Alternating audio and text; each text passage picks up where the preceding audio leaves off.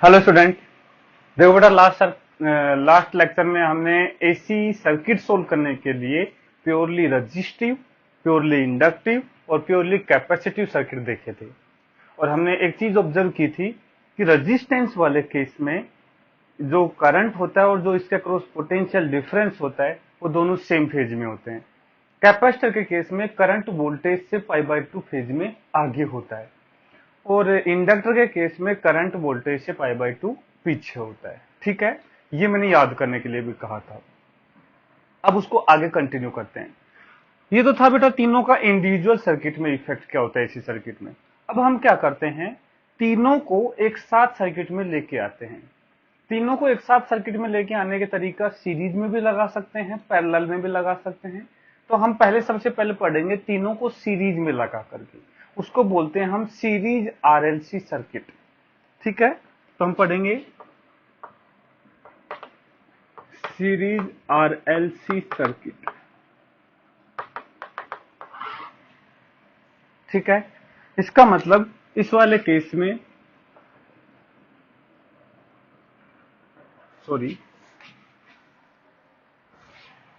Circuit में तीनों element को हम यहां पे लगाएंगे। ये आर, ये एल और ये सी, और यहां हमने एसी सोर्स कनेक्ट कर दिया ऐसे। ठीक है, AC source, resistance R, inductance L, capacitance C. अब देखो, इस सर्किट को सोल्व करने के लिए हम तीनों का इंडिविजुअल इफेक्ट अच्छे से जानते हैं। तीनों को एक साथ देखो, हमें पता है कि हर एलिमेंट के अक्रॉस पोटेंशियल डिफरेंस और उससे पास करने वाले करंट के फेज के बारे में हमें नॉलेज है। लेकिन अब यहां पे यदि मैं पोटेंशियल डिफरेंस सोर्स का कुछ लेता हूं तो इस पोटेंशियल डिफरेंस में ऐसे नहीं कह सकता कि ये सारा का सारा आर के अक्रॉस जाएगा, एल के अक्रॉस जाएगा या सी के अक्रॉस जाएगा। ये पोटेंशियल डिफरेंस तीनों में डिस्ट्रीब्यूट होगा। कितना कितना होगा मुझे कोई पता नहीं है। तो देखो, यहां यदि मैं पोटेंशियल की इक्वेशन लेके इसको सोल्व समझने की कोशिश करूं तो मेरे लिए मुश्किल हो जाएगा। लेकिन यही मैं कहूं कि तीनों में एक ऐसी क्या चीज है जो तीनों में कॉमन रहे, जो तीनों के लिए सेम रहे। तो मैं कहूंगा सीरीज में यदि ये कनेक्टेड है तो तीनों से जो पास करने वाला करंट होगा दैट विल बी सेम, क्योंकि जो करंट इससे पास करेगा वो इससे पास करेगा और वो ही इससे पास करेगा। इसलिए हम समझने के लिए क्या करते हैं, सर्किट से जो पास करने वाला करंट है आई, इसको रेफरेंस ले लेते हैं। मैं कहता हूं let I is equal to I naught sine omega into t. मान लिया मैंने कि आई कितना है, I naught sine omega t. AC current होने वाला है, मुझे पता है ये एसी सोर्स है। आई नोट जो है इसकी पीक वैल्यू है करंट की। यदि ये करंट तीनों से पास करेगा, बोलो सेम होगा या नहीं होगा। अब मैं इसका फेजर डायग्राम बनाता हूं। तो फेजर डायग्राम कहता है कि करंट का रेफरेंस तुमने यहां पे ले लिया है। देखो, ये साइन ओमेगा टी को मैं इधर मान लेता हूं, ये आई नोट हो गया, ये करंट है बेटा। ठीक है, ये करंट है आई नोट। अब देखो, यदि मैं रेजिस्टेंस के लिए बात करूं तो मुझे याद है कि रेजिस्टेंस में जो पास करने वाला करंट है और रेजिस्टेंस के अक्रॉस पोटेंशियल डिफरेंस है, ये दोनों सेम फेज में होते हैं। मतलब रेजिस्टेंस के अक्रॉस पोटेंशियल डिफरेंस करंट के फेज में रहेगा। मैंने कहा ये रहा, ये वी आर है। V R stand for potential difference across resistance. ठीक है, यदि बात करें इंडक्टर की तो इंडक्टर में याद करो, करंट जो होता है इंडक्टर के वोल्टेज से π/2 फेज में पीछे होता है। यदि इसके क्रॉस पोटेंशियल डिफरेंस को वी एल बोल देता हूं तो मैं कहूंगा वी एल जो होगा वो करंट से π/2 आगे रहेगा। करंट पीछे रहता है, मतलब ये करंट से π/2 फेज में आगे रहेगा। तो ये आ गया वी एल। ठीक है, इसके बाद हम बात करें कैपेसिटर के अक्रॉस। तो कैपेसिटर के अक्रॉस जो पोटेंशियल डिफरेंस है उसको मैंने वीसी बोल दिया, लेकिन कैपेसिटर से पास करने वाला करंट और कैपेसिटर के अक्रॉस पोटेंशियल डिफरेंस के बीच में π/2 का फेज डिफरेंस होता है, लेकिन इस केस में करंट π/2 आगे होता है। मतलब करंट यहां है तो पक्का है वोल्टेज इससे π/2 पीछे रहा होगा, ऐसे ये Vc हो गया। ठीक है, अब देखो तीन वेक्टर मिल गए, VR, VL, VC। VL ऊपर की तरफ है, VC नीचे की तरफ है। इन दोनों का रिजल्टेंट निकालेंगे तो बेटा दो वेक्टर जब एक दूसरे के अपोजिट होते हैं, देखो इनको एकदम एग्जैक्ट वेक्टर की तरह ट्रीट करना है। फेजर डायग्राम का मतलब ये है कि इनको वेक्टर की तरह ट्रीट करना है हमें। तो VL इधर, VC इधर, तो VL माइनस VC ऊपर की तरफ आ जाएगा ये, तो हमें ये जो मिलेगा ये मिल जाएगा VL माइनस VC। मैं अज्यूम कर रहा हूं कि VL बड़ा है, VC छोटा है। यदि VC बड़ा होता तो वो डाउनवर्ड डायरेक्शन में आ जाता दोनों का रिजल्टेंट। ये तो आ गया VL और VC का रिजल्टेंट, ये रहा VR। तो अब इन दोनों का यदि रिजल्टेंट निकालोगे ये, तो ये आ जाएगा इन तीनों का रिजल्टेंट। अब सोचो, इसका वोल्टेज, इसका वोल्टेज, इसका वोल्टेज, तीनों का जो रिजल्टेंट है वो तो सोर्स वोल्टेज है, तो यही तो सोर्स वोल्टेज है। क्योंकि मुझे पता है तीनों पे जो नेट पोटेंशियल डिफरेंस है वो तो एसी सोर्स का पोटेंशियल डिफरेंस है, तो ये आ गया VS के इक्वल। तो यहां से फेजर डायग्राम से जो है मैं एक इक्वेशन बना सकता हूं, वो बनेगी कि जो VS होगा that will be equal to root over VR का square plus VL minus VC का होल स्क्वायर। बोलो कोई दिक्कत? दोनों परपेंडिकुलर हैं तो दोनों का स्क्वायर करके रूट कर दिया, नेट आ गया। अब देखो, यदि सोर्स वोल्टेज को मैं कहूं ये आ गया VS is equal to root over VR potential difference across resistance, तो मैं कहूंगा that will be equal to I into R। तो यह आ जाएगा I इंटू R, I इससे पास करने वाला करंट है, इसका स्क्वायर प्लस ये आएगा बेटा I into XL minus I into XC इसका होल स्क्वायर। बोल कोई दिक्कत? जैसे रेजिस्टेंस के लिए I इंटू R होता है पोटेंशियल डिफरेंस, इंडक्टर के लिए I इंटू XL होता है, where XL is inductive reactance, और ये होता है I into XC। XC is capacitive reactance, इसकी बात हमने लास्ट लेक्चर में की थी। अब यहां से I स्क्वायर तीनों से बाहर आ जाएगा, तो रूट से बाहर आएगा तो ये I बन जाएगा। I को VS के नीचे ले जाएंगे तो ये बन जाएगा VS upon I is equal to root over R square plus XL minus XC का whole square. V upon I source voltage और सोर्स से पास करने वाला करंट। देखो ये I जो है सोर्स से तो पास कर रहा है, तो सोर्स वोल्टेज अपॉन सोर्स से पास करने वाला करंट, तो voltage upon current V upon I, तो कुछ रेजिस्टेंस जैसी चीज आती है।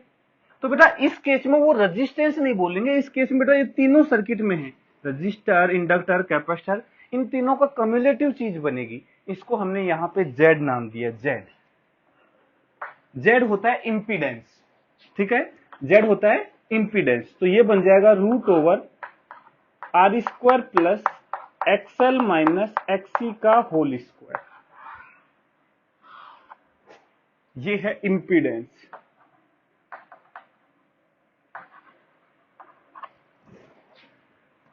ठीक है, इस तीनों का जो कम्युलेटिव इफेक्ट रेजिस्टेंस की तरह जो कुछ आ रहा है इसी सर्किट में, उसको इंपीडेंस बोलते हैं। ठीक है, इंपीडेंस की यूनिट की बात करें तो ये भी बेटा रेजिस्टेंस की यूनिट में आएगा, ओम में। ठीक है, और किसके इक्वल आएगा? Root over R square plus XL minus XC का सीधा डिफरेंस लो, फिर उसका स्क्वायर करके रूट कर दो। ठीक है, यहां पे बेटा XL जो है वो इंडक्टिव रिएक्टेंस है ओमेगा इंटू एल के इक्वल, XC जो है 1 अपॉन ओमेगा इंटू सी के इक्वल है, R तो R है ही, ये इंपीडेंस आ गया। अब देखो ये कुछ वैसे ही है जैसे XL था, R था, XC था, ऐसे सीरीज RLC में ये रेट होगा। अब देखो किसी सिचुएशन में ऐसा हो सकता है कि केवल R और L है, कैपेसिटर नहीं लगा रखा, कोई बात नहीं, जरूरी नहीं है कि तीनों सर्किट के एलिमेंट इसमें प्रेजेंट हो ही। यदि ये नहीं है तो XC को 0 कर दो, यदि L नहीं है तो XL को 0 कर दो, यदि R नहीं है तो R को 0 कर दो। हर एक केस में Z की वैल्यू निकाल सकते हैं। मतलब इनका सीरीज कॉम्बिनेशन के केस में इंपीडेंस निकालना कोई बड़ी बात नहीं है, ये फॉर्मूला याद करना। ठीक है बेटा, ये तो हो गया इंपीडेंस की बात। एक इंपीडेंस ट्रायंगल भी बनता है। ट्रायंगल कैसे, मतलब ये बेटा जो जेड है देखो कुछ ऐसा आ रहा है, जैसे आर है, ये रेजिस्टेंस है, और ये है एक्सएल माइनस एक्सी, दोनों का डिफरेंस। तो ये जो नेट बन रहा है ये बन रहा है जेड। जैसे एक ट्रायंगल, राइट एंगल ट्रायंगल हो जिसमें ये रेजिस्टेंस, जैसे बेटा देखो ये ट्रायंगल बना था ना, सेम वही ट्रायंगल है ये आई इंटू आर वी आर था, आई तीनों से हट गया तो इसलिए आर बच गया, ये एक्सएल माइनस एक्सी, ये जेड। तो इसको बोलते हैं इंपीडेंस ट्रायंगल। ठीक है, अब यहां पे ये जो एंगल है इसको हम फाई बोल देते हैं। एक्चुअल में फाई है फेज डिफरेंस, किस किस का, सोर्स वोल्टेज और सोर्स से पास करने वाला करंट। बेटा जो करंट सोर्स से पास कर रहा है वही तो इन तीनों से पास कर रहा है, मतलब phi is phase difference between source voltage and source current. ये ही फेज डिफरेंस यहां रहने वाला है, फाई फेज डिफरेंस जो है सेम रहने वाला है फाई। यदि हम इस ट्रायंगल में बात करें टेन फाई की, यदि हम यहां पे बात करें टेन फाई, तो टेन फाई क्या हो जाएगा, XL minus XC divide by R, XL minus XC divide by R. यदि साइन फाई और कोस फाई की वैल्यू भी निकालना चाहते हैं तो यहां से निकाल सकते हैं, कोई दिक्कत नहीं होगी। ठीक है बेटा, पहले इतना नोट करो फिर उसके आगे बात करते हैं। नोट कर लो बेटा, इसको स्क्रीन पोज करके इसको कंप्लीट नोट कर लो बेटा, लिख लिया होगा। मिटाता हूं, इसमें एक काम करता हूं, मैं फेजर को रहने देता हूं, इसको मिटा देता हूं।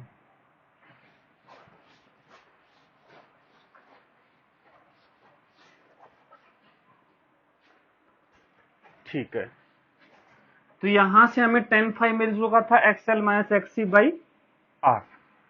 अब देखो इंपीडेंस हमें इस चीज का मिल गया, Z is equal to root over R square plus XL minus XC का होल स्क्वायर। ठीक है, अब देखो इस केस में हम बात कर लेते हैं इक्वेशन की। देखो आई इज इक्वल टू था I naught sine omega into t, I is equal to I naught sine omega into t. एक केस में मान रहा हूं कि वीएल वीसी से बड़ा है,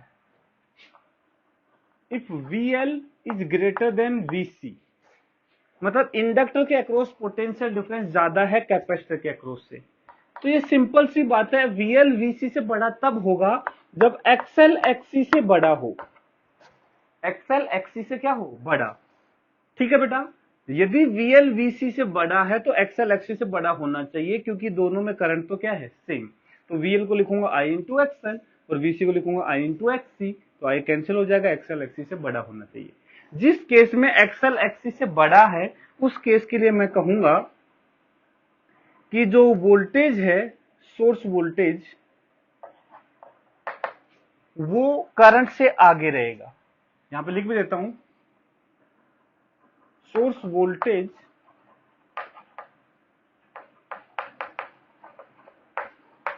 will lead current by phase angle phi. ठीक है, फिर टेन फाई जो है वो होगा XL minus XC by R, और सोर्स वोल्टेज जो होगा उसकी इक्वेशन कुछ ऐसी बन जाएगी, V is equal to V naught sine omega T. देखो V नोट है maximum voltage, sine omega T, V is equal to V naught sine omega T, और फेज एंगल फाई आगे है तो प्लस फाई हो जाएगा। ठीक है, आई आ गया, I is equal to I naught sine omega t. ठीक है, where V naught is equal to होगा, V is equal to I into R होता है।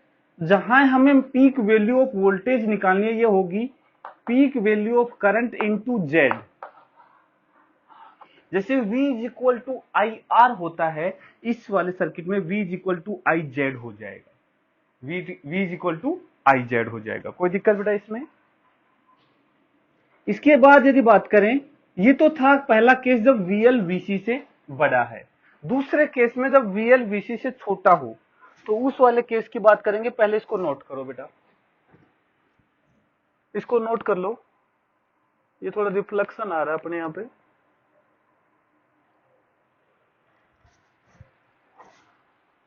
जिसको मैं मिटाने की कोशिश करता हूं। ठीक है, लिख लो बेटा। इसका सेकंड केस ले लेते हैं हम।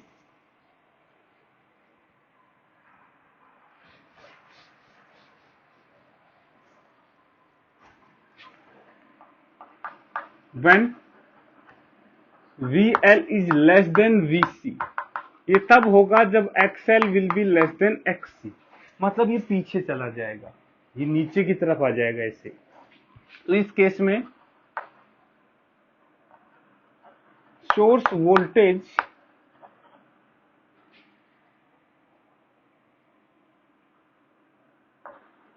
will lag by current,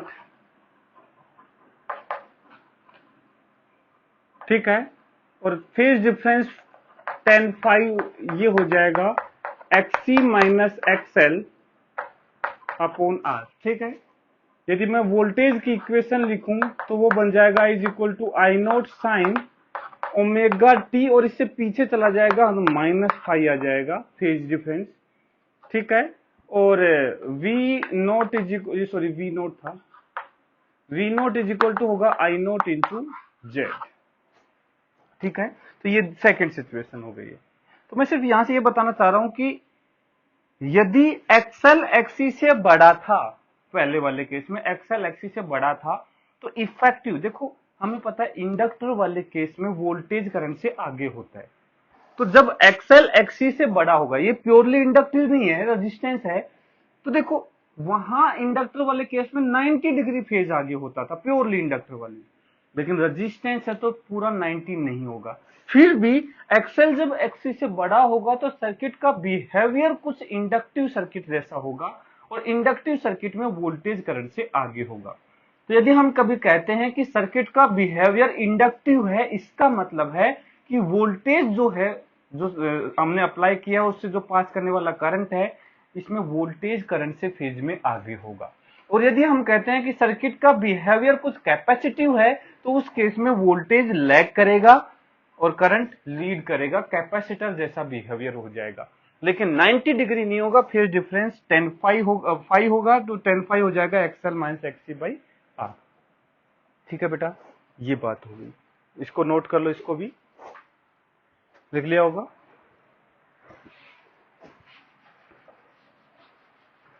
तो ये बातें हो गई इस सर्किट के लिए, हमने ये इनकी बातें कर ली पीक वैल्यूज के लिए। अब देखो बेटा, यदि हम बात करें रेजिस्टेंस के across potential difference V R, अब देखो जो हमने ये जो V L V R V C ये लिए हैं, तो देखना if V L V R and V C are peak value और आरएमएस वैल्यू, देन यदि मैं कहूं जो VL VR VC इनको मैं पीक वैल्यू की तरह या आरएमएस वैल्यू की तरह ट्रीट कर रहा हूं, तो उस केस में मैं यदि चाहूं कि तीनों को सीधा सीधा ऐड कर दूं तो वो सोर्स वोल्टेज के इक्वल आ जाए, ऐसा पॉसिबल नहीं है। तो मैं कहूंगा V सोर्स जो है वो इक्वल नहीं होगा VR plus VL plus VC के इक्वल नहीं होगा, क्योंकि यहां मैंने ये इनको पीक या आरएमएस लिया है।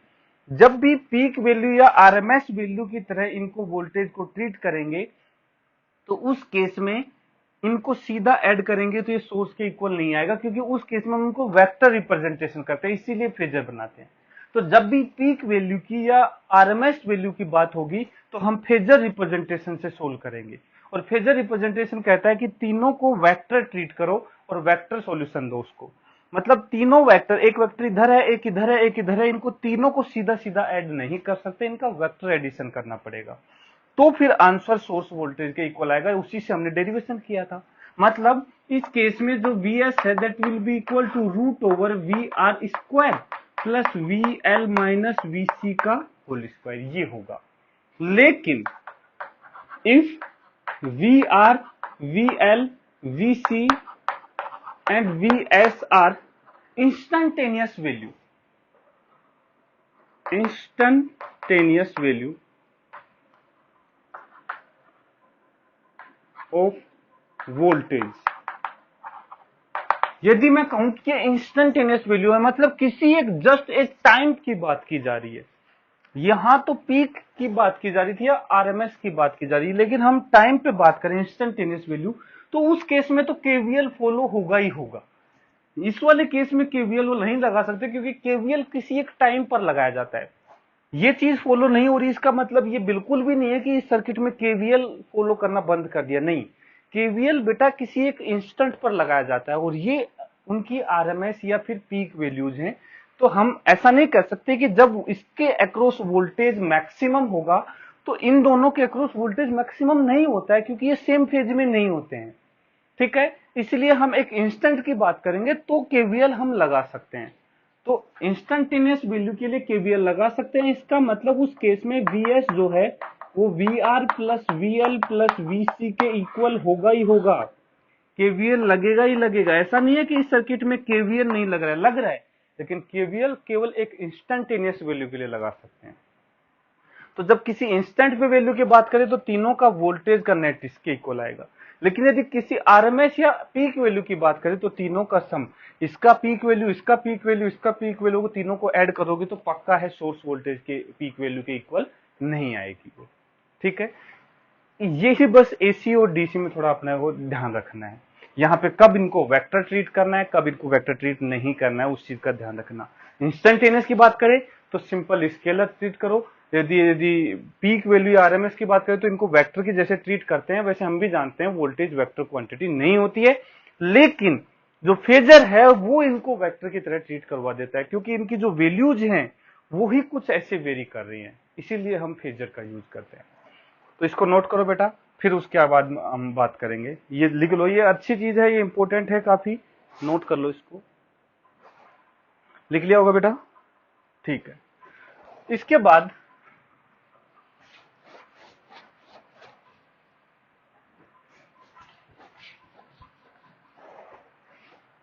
ये डायग्राम अब तुम्हें दोबारा से बनाना, अभी तक तो नहीं बनाना था लेकिन अब दोबारा से बनाना है। अब देखो, इस केस में यदि मेरे को सोर्स वोल्टेज दे दिया, इसने कहा कि V इज इक्वल टू है V naught sine omega t. ठीक है, ये दे दिया गिवन है क्वेश्चन में। तो पूछा है find current through AC source, AC source के थ्रू करंट निकालो। अब देखो कैसे करते हैं। सबसे पहले एसी सर्किट देते ही तुम इसका इंडक्टिव इंपीडेंस निकालो। सबसे पहला केस इंपीडेंस निकालो। तो हम बात करें इंपीडेंस, तो Z तो सिंपल सी बात है, root over R square plus XL minus XC का होल स्क्वायर। ये तो इंपीडेंस आएगा, सिंपल सी बात है, इसमें कोई बड़ी बात नहीं है।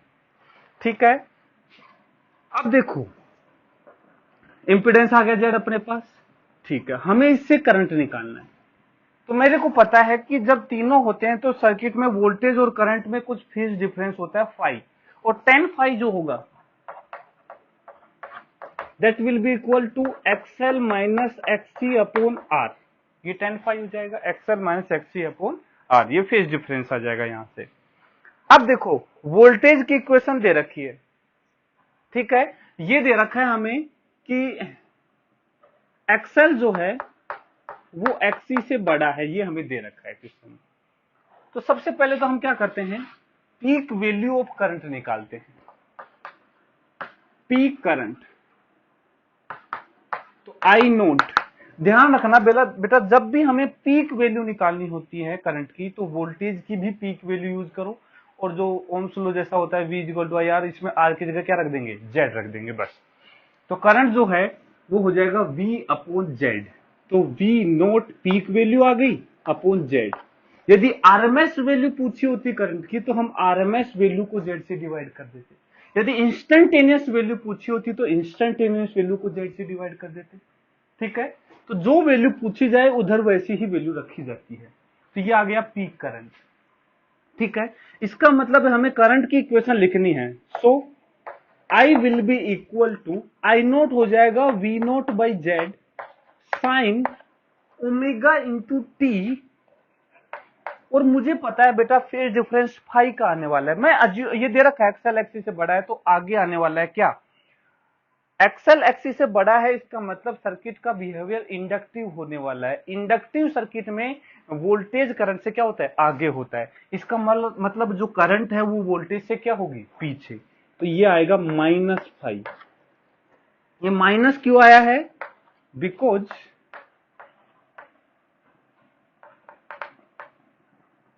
XL is greater than XC. So इस केस में XL बड़ा है, so voltage will lead current. ठीक है, XL XC से बड़ा है तो वोल्टेज लीड करेगा करंट को, या फिर मैं कह सकता हूं करंट लैग करेगा वोल्टेज से। तो वोल्टेज दे रखा है इस बार, तो करंट आ जाएगा -5। तो इन चीजों का ध्यान रखना है, कब हमें +5 -5 करना है, ये करंट की बात आ गई। नेक्स्ट पार्ट पूछ लिया, suppose potential difference across resistance, ये पूछ लिया। यदि रेजिस्टेंस के अक्रॉस पोटेंशियल डिफरेंस की बात कर दी तो वी आर, इंस्टेंटेनियस वैल्यू पूछी है at T equal to T, मतलब इंस्टेंटेनियस वैल्यू पूछी है। तो देखो जब भी इंस्टेंटेनियस वैल्यू पूछी है, मुझे पता है वी आर जो होगा as a function of time जो होगा वो होगा आई इंटू आर। बस आई क्या रखना है, टाइम का फंक्शन। तो आई तो ये हो गया इंटू आर, तो आई हो जाएगा V naught by Z sine omega T -5 into R. अब देखो चीज एक ध्यान रखना, मुझे यहां पे ये ध्यान देना पड़ेगा कि जो रेजिस्टेंस के अक्रॉस वोल्टेज है, देखो आई इंटू आर करना है, बिल्कुल सही है, कोई दिक्कत नहीं है, बस फेज का ध्यान रखना है। फेज का ध्यान इसलिए बेटा मुझे पता है कैपेसिटर सॉरी रेजिस्टेंस में जो करंट है और रेजिस्टेंस के अक्रॉस जो पोटेंशियल डिफरेंस है, क्या वो दोनों सेम फेज में होते हैं, हम कहेंगे बिल्कुल होते हैं। इसका मतलब जो फेज है करंट का वही फेज किसका रहेगा, वोल्टेज का, मतलब यहां कोई और एंगल ऐड नहीं होगा। इसलिए सिंपल इसको मैंने मल्टीप्लाई यहां से आर से कर देता हूं।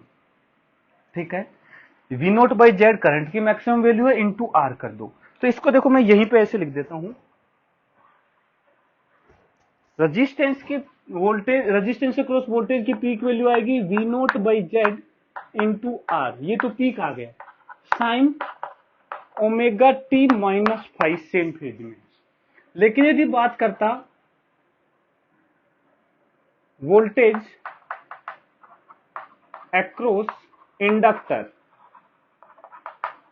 Eight T equal to T, किसी टाइम टी पर इंडक्टर के अक्रॉस वोल्टेज की बात करें तो मैं कहता हूं V L at time T will be equal to, peak value तो वोल्टेज की कैसे निकालेंगे, हम कहेंगे करंट की पीक वैल्यू को एक्सएल से मल्टीप्लाई कर दो, तो ये हो जाएगा वी नोट बाई जेड, ये तो करंट की peak value, multiply by XL, ये तो पीक वैल्यू आ गई। लेकिन बाद में टाइम का फंक्शन निकालना तो साइन ओमेगा टी -5, लेकिन काम कंप्लीट नहीं हुआ है। अब इंडक्टर वाले केस में मुझे पता है कि करंट से वोल्टेज आगे होता है, कितना, केवल इंडक्टर के लिए यदि बात करें, केवल इंडक्टर के लिए इंडक्टर से पास करने वाला करंट मतलब आई, और इंडक्टर के अक्रॉस पोटेंशियल डिफरेंस मतलब वीएल, ये दोनों में बीच में π/2 का फेज डिफरेंस होता है और वोल्टेज आगे होता है, इसलिए मैं +π/2 करूंगा, ये वीएल में करूंगा। ऐसे ही वीसी पूछा होता फंक्शन ऑफ टाइम, तो मेरा आंसर आता V naught by Z into XC, ये पीक वैल्यू होती sine omega T minus five होता ही होता, लेकिन कैपेसिटर के केस में करंट आगे होता है, वोल्टेज पीछे होता है, तो इसमें वोल्टेज को हम पीछे कर देते पाई बाई 2 फिर से। तो ये जो चीज है बेटा, ये ध्यान देने वाली है। यदि इंस्टेंटेनियस वैल्यू निकालनी है तो करंट से और वोल्टेज का जब रिलेशन निकालते हो तो ये ध्यान रखना। तो ध्यान से देखो, वोल्टेज में केवल फेज ओमेगा टी था, करंट में ओमेगा टी माइनस फाइव हुआ, लेकिन यहां तीनों में अलग अलग फेज आया है। तो ये चीजें ध्यान देने की है, ठीक है। इसको नोट करो, फिर आगे इसमें कंटिन्यू करेंगे। लिख लो बेटा, लिख लिया होगा।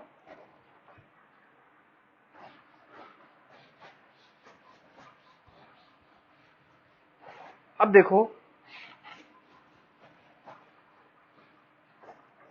और ध्यान से देखो, यदि इसी सर्किट में मैं वोल्ट मीटर और लगाता हूं, V1, V2,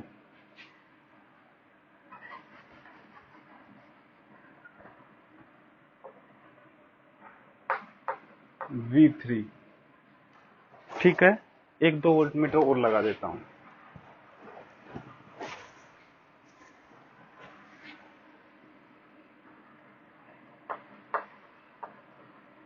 V4, ठीक है,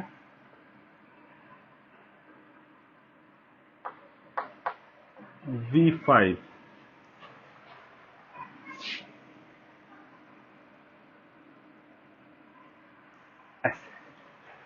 V1 है रेजिस्टेंस के अक्रॉस, V2, V3 है, V4, V5, और ये लो अमीटर।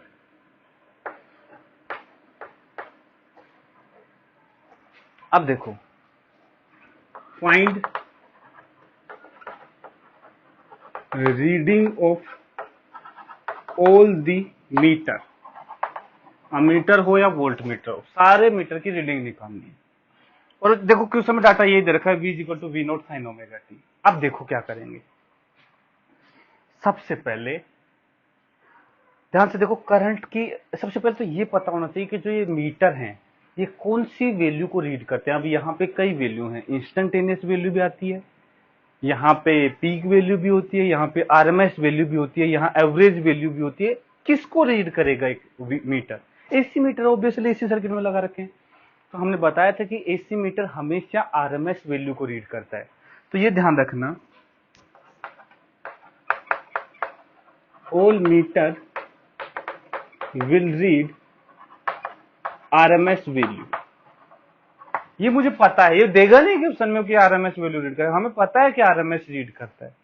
तो अब देखो, मुझे सबकी आरएमएस निकालनी है। तो सबसे पहले तो देखो, सोर्स वोल्टेज का जो वीएस है इसकी आरएमएस वैल्यू क्या होगी? तो हम कहेंगे V naught by root to.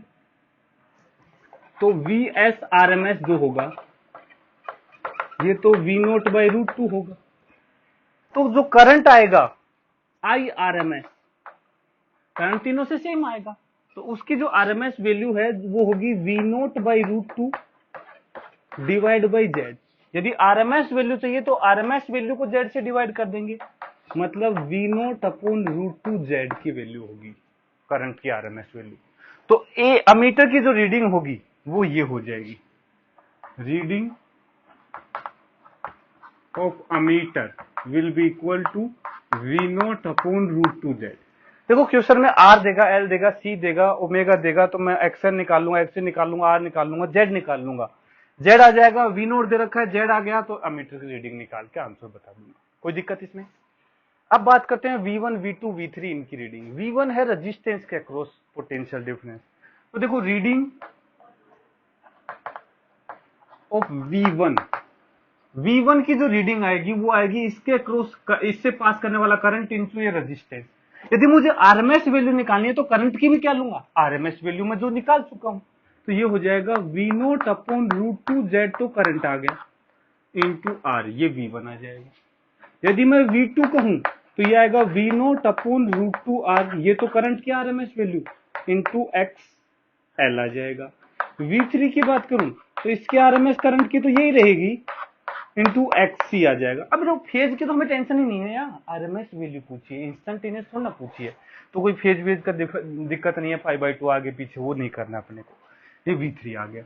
लेकिन अब बात आती है V4 की, तो ध्यान से देखो V4 में क्या क्या है, रेजिस्टेंस और इंडक्टेंस आ रहे हैं। तो ध्यान से देखो आरएमएस वैल्यू के लिए हम यदि फेजर डायग्राम बनाए तो देखो, यदि मैं कहूं कि मान लिया करंट ये फेज में है, मुझे नहीं पता किधर है, मैंने इधर मान लिया करंट का आई का, तो इसी डायरेक्शन में क्या होगा, वी आर होगा, इससे ये इधर ही आई माना था, तो वी आर इधर आ गया, एक्सएल इधर आ गया, एक्ससी इधर आ गया।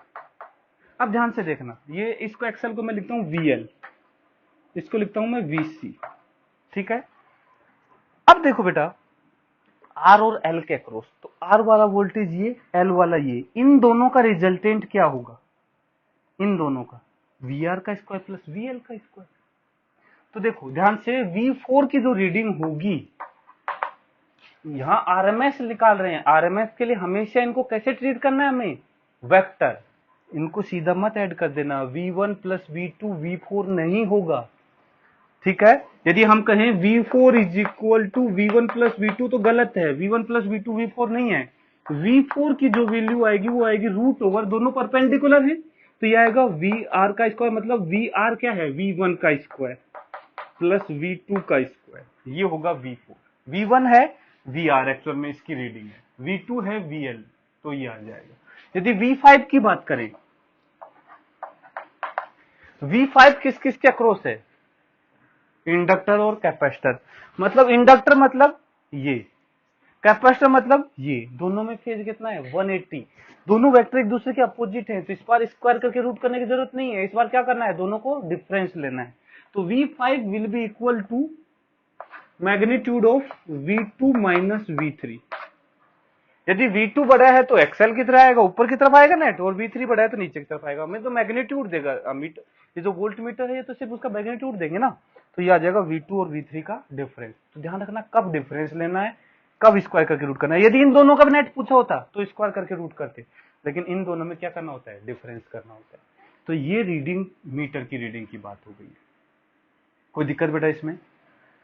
तो देखो बस यदि ये चीजें समझ में आ गई ना सारी, तो सीरीज आरएलसी सर्किट समझ में आ चुका है, इसमें कोई बड़ी बात नहीं है, ये सब चीजों का ही ध्यान रखना होता है, एक एक चीज का हमें ध्यान रखना है कि कब वेक्टर, कब इनको इंस्टेंटेनियस वैल्यू के लिए, कब इनको स्केलर की तरह ट्रीट करना है। नोट करो इसको, फिर आगे बात करते हैं। लिख लिया होगा बेटा,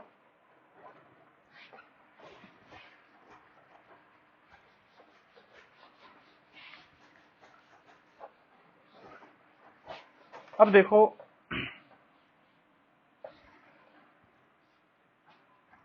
एक क्वेश्चन ले लेते हैं, डाटा के साथ लेते हैं, चलो।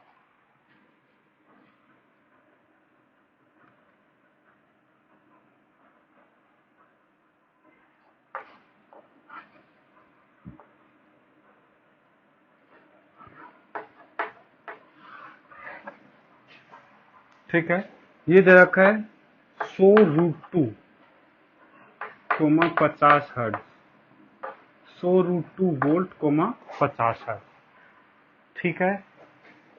आर दे रखा है 4 ओम, इंडक्टेंस दे रखा है 7 ओम, इसका एक्सएल दे रखा है हमें, आर 4 ओम, एक्सएल दे रखा है 7 ओम, एक्ससी दे रखा है हमें 4 ओम, ठीक है। ये V1 है, ये V2 है, ये V3 है, ये V4 है,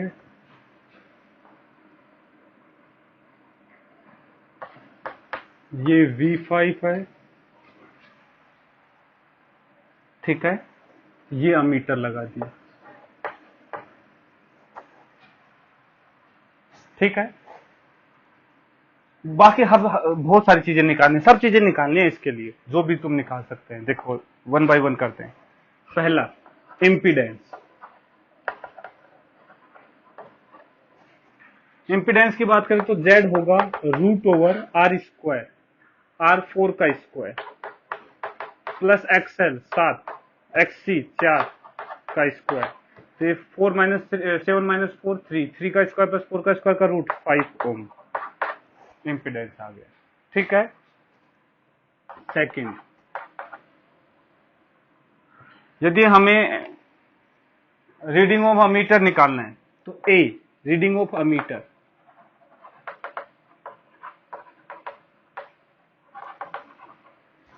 तो देखो A will be equal to RMS value निकालनी है इसकी, तो वोल्टेज की आरएमएस लेंगे, करंट की आरएमएस निकालो, तो करंट की आरएमएस क्या आएगी, आरएमएस वोल्टेज बेटा जो 100√2 वोल्ट दिखा रखा है, मैंने बताया था कभी भी वोल्ट और फ्रीक्वेंसी से दिखा रखे हो तो ये जो वैल्यू है ये आरएमएस वैल्यू होती है, वो देता नहीं, वो सिंपल ऐसे लिख देता है, तो इसकी मतलब ये इसकी क्या है, आरएमएस वैल्यू है, बता रखी है आरएमएस इसमें। ठीक है, तो हम कहेंगे 100√2 डिवाइड बाई 5, तो ये आ जाएगा 20√2 वोल्ट। ठीक है, ये आरएमएस वैल्यू दे रखी है बेटा। यदि बात करें V1 हो जाएगा 20√2 आरएमएस करंट है इंटू 4, तो ये आएगा 80√2। V2 तो 20√2 मल्टीप्लाई बाई 7, तो 140√2। V3 20√2 मल्टीप्लाई बाई 4, तो 80√2। V4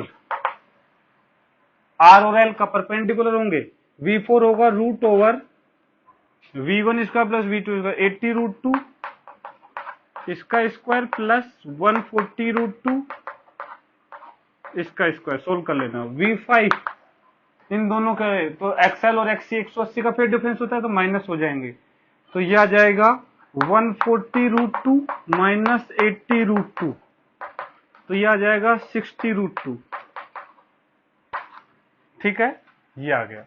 ये तो सारी मीटर की रीडिंग आ गई, इसमें कोई दिक्कत नहीं होनी चाहिए, तुरंत आ जानी चाहिए। तो पहले ये लिखो, फिर इसके आगे कुछ और क्वेश्चन करेंगे इसी में। लिख लिया होगा बेटा।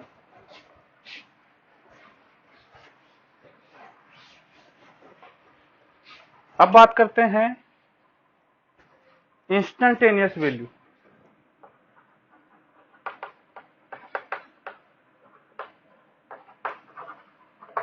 तो सबसे पहले हम करंट की बात करते हैं। करंट की बात करने के लिए हमें वोल्टेज और करंट के बीच में ये IS है, इन दोनों के बीच में बेटा फेज डिफरेंस निकालना पड़ेगा।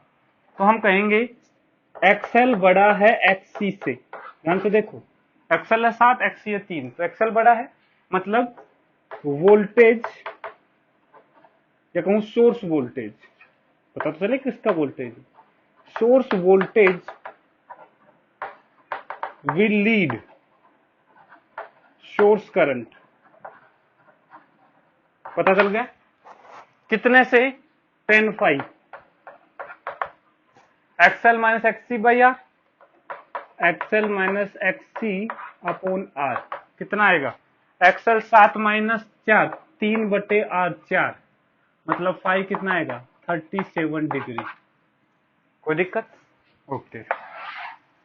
अब करंट, सोर्स करंट टाइम के फंक्शन में लिखना है, I source as a function of time, I होगा V by Z, maximum value निकालनी पड़ेगी पहले करंट की, मैक्सिमम वैल्यू इसकी क्या आएगी, सोर्स वोल्टेज की। यदि मैं सबसे पहले सोर्स वोल्टेज लिखता हूं, चलो करंट लिखने से पहले टाइम के फंक्शन में सोर्स वोल्टेज लिखता हूं, तो Vs as a function of time, ध्यान से देखो बेटा, source voltage function of time, ये आरएमएस है, आरएमएस से पीक कैसे निकालते हैं, √2 से मल्टीप्लाई कर देते हैं, तो √2 times of 100√2 sign omega T, ये रेफरेंस मान लेता हूं, तो Vs फंक्शन ऑफ टाइम क्या आ जाएगा, 200 साइन ओमेगा टी। कोई दिक्कत है, ये रेफरेंस मान लिया मैंने। अब देखो Is फंक्शन ऑफ टाइम क्या आएगा, 100 पीक वैल्यू है, इसको Z से डिवाइड कर दो, Z कितना था, Z निकाला था 5, हमने निकाला था, पहले निकाला था 5 आगे, ठीक है, साइन ओमेगा टी, आगे कौन है, वोल्टेज कितने से, 37 से, तो करंट पीछे होगा, तो -37 डिग्री। तो ये I S function of time आ गया 40 साइन ओमेगा टी -37 डिग्री। कोई दिक्कत? अब बात करते हैं I R function of time लिखते हैं। देखो आई आर होगा बेटा, देखो वैसे तो तीनों से करंट तो सेम ही है यार, आई आर तो क्या लिखूंगा, I R I L I सी हो तो आई एस के बराबर ही होगा। तो देखो वो करंट नहीं निकालना हमें, एक्चुअल में हमें वी आर निकालना है, potential difference, V R function of time. अब ध्यान से देखो, रेजिस्टेंस के अक्रॉस वोल्टेज इंस्टेंटेनियस वैल्यू निकालनी है, तो पहले पीक की बात कर लेते हैं। पीक वैल्यू के लिए बेटा पीक करंट 40 है, तो यह जगह 40 इंटू 4 आई इंटू आर, ये पीक वोल्टेज आ गया। फेज की बात करें तो जो करंट का फेज होता है वो ही वोल्टेज का फेज होता है रेजिस्टेंस के लिए। हो गया। दूसरा बात करते हैं VL function of time. Peak की बात कर ले, पीक है 40 करंट का, एक्सएल कितना है 7, तो ये आ गया वोल्टेज का पीक एक्सएल के अक्रॉस। फेज की बात करें तो देखो ओमेगा टी -37 तो था ही, इंडक्टर के अक्रॉस वोल्टेज और इंडक्टर से करंट, इंडक्टर से करंट तो यही है, इंडक्टर के अक्रॉस वोल्टेज जो होता है वो 90 फेज में आगे होता है करंट से, तो ये आ जाएगा +90। यदि वीसी की बात करें टाइम के फंक्शन में तो 40 इंटू 4, ये पीक साइन ओमेगा टी -37, लेकिन कैपेसिटर में करंट आगे होता है तो वोल्टेज पीछे होगा, कितने से 90। ये आ जाएगा इंस्टेंटेनियस वैल्यू। तो बेटा ये सर्किट सोल्व करने का तरीका है सीरीज आरएलसी का, सिंपल है बिल्कुल, कुछ भी ऐसा अजीब सी बात भी नहीं की हमने। सब चीजों का ध्यान रखना है कि कब कौन सी चीज कैसे अप्लाई करनी है। इंस्टेंटेनियस के लिए इंस्टेंटेनियस वोल्टेज यूज करो, इंस्टेंटेनियस सॉरी पीक करंट के लिए पीक वोल्टेज यूज करो, और पीक सॉरी आरएमएस करंट के लिए आरएमएस वोल्टेज यूज करो, जैसा यूज करना उसी हिसाब से। ठीक है, इसके बाद नेक्स्ट हम आगे नेक्स्ट लेक्चर में कंटिन्यू करेंगे। Okay, thank you.